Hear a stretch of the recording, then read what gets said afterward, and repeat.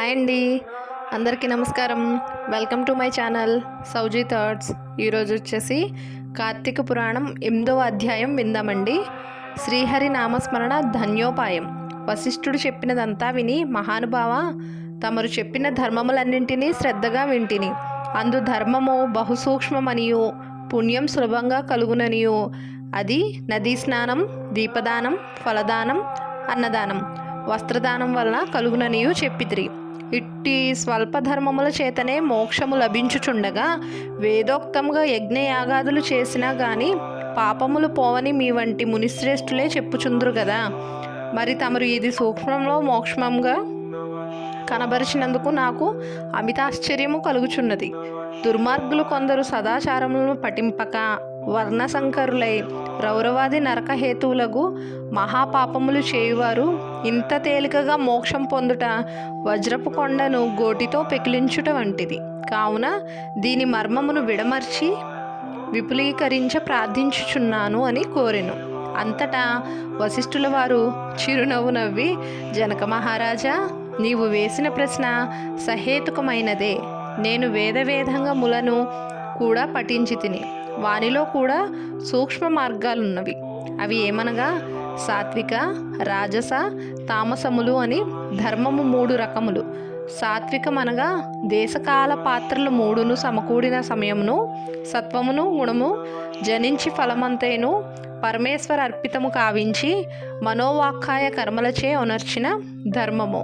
ఆ ధర్మమందు ఎంతటా ఆధిక్యత కలదు. సాత్విక ధర్మము సమస్త పాపములను నాశనమొనర్చి పవిత్రులను చేసి దేవలోక భూలోక సుఖములు చేకూర్చును.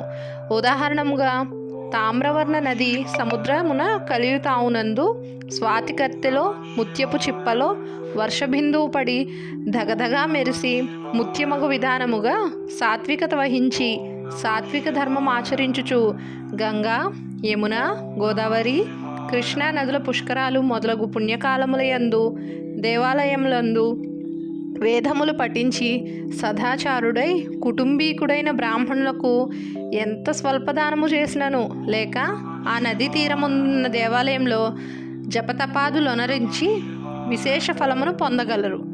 రాజస ధర్మం అనగా ఫలాపేక్ష కలిగి శాస్త్రోక్త విధులను విడిచి చేసిన ధర్మం.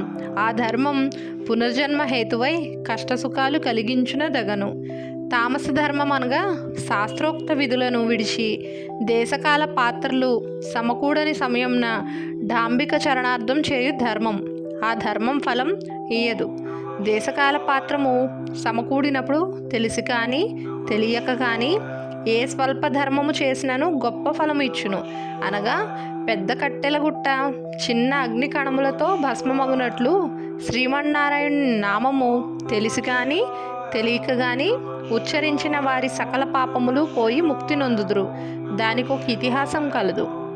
ఆజామీయుని కథ.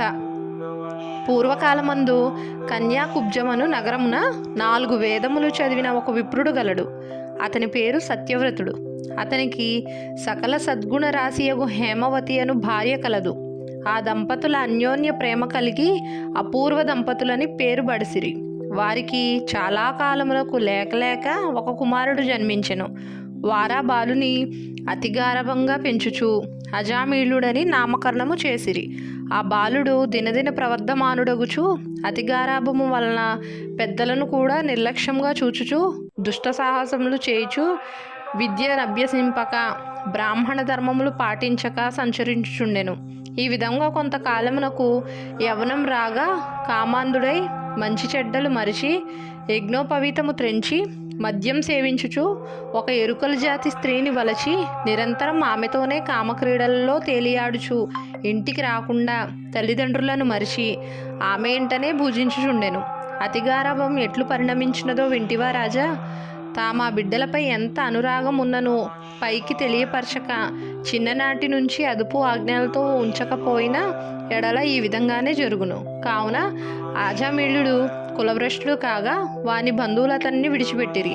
అందుకు ఆజామీళుడు రెచ్చిపోయి వేట వలన పక్షులను జంతువులను చంపుతూ కిరాత వృత్తితో జీవించుచుండెను. ఒక రోజున 2 ప్రేమికులు అడవిలో వేటాడుతూ ఫలములు కోయిచుండగా ఆ స్త్రీ తేనె పట్టుకై చెట్టెక్కి తేనె పట్టు తీయబోగా కొమ్మ విరిగి కింద పడి చనిపోయాను. ఆజామిళుడు ఆ స్త్రీ పైబడి కొంతసేపు ఏడ్చి తరువాత ఆ అడవి అందే ఆమెను దహనం చేసి ఇంటికి వచ్చెను. ఆ ఎరుకల దానికి అంతకు ముందే ఒక కుమార్తె ఉండెను. కొంతకాలమునకు ఆ బాలికకు యుక్త వయసు రాగా కామాంధకారముచే కన్ను మిన్ను గానక ఆజామిళుడు ఆ బాలికను కూడా చేపట్టి ఆమెతో కూడా కామక్రీడలలో తేలియాడుచుండెను. వారికి 2 కొడుకులు కూడా కలిగిరి. 2 పురిటిలోనే చచ్చిరి. మరలా ఆమె గర్భం దాల్చి ఒక కుమారుని కనెను. వారిద్దరూ ఆ బాలునికి నారాయణ అని పేరు పెట్టి పిలుచుచు ఒక్క క్షణమైనా ఆ బాలుని విడవక ఎక్కడికి వెళ్ళినా వెంటబెట్టుకుని వెళ్ళుచు నారాయణ నారాయణ అనే పేరుతో సాకుచుండిరి. కానీ నారాయణాన్ని స్మరించిన ఎడల తన పాపములు నశించి మోక్షం పొందవచ్చునని మాత్రమతానికి తెలియకుండెను. ఇట్లు కొంతకాలం జరిగిన తర్వాత ఆజామిళునకు శరీర పటుత్వం తగ్గి రోగగ్రస్తుడై మంచం పట్టి చావునకు సిద్ధం పడి ఉండెను. ఒకనాడు భయంకరాకారకములతో పాసాది ఆయుధములతో యమభటులు ప్రత్యక్షమైరి. వారిని చూచి ఆజామిళునకు భయం చెంది కుమారునికి పైనున్న వాత్సల్యం వలన ప్రాణములు విడవలేక నారాయణ నారాయణ అనుచే ప్రాణములు విడిచెను. ఆజామిళుని నోట నారాయణ అను శబ్దం వినబడగానే యమభటులు గడగడ వణకసాగిరి.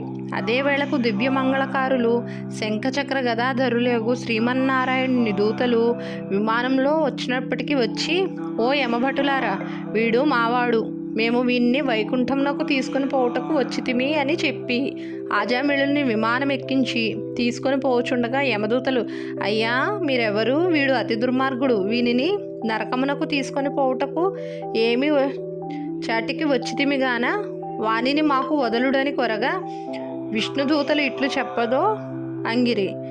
ఇట్లు స్కాంద పురాణ అంతర్గత వశిష్ఠ ప్రోక్త కార్తీక మహాత్యమందలి 8వ అధ్యాయం 8వ రోజు పారాయణం సమాప్తం.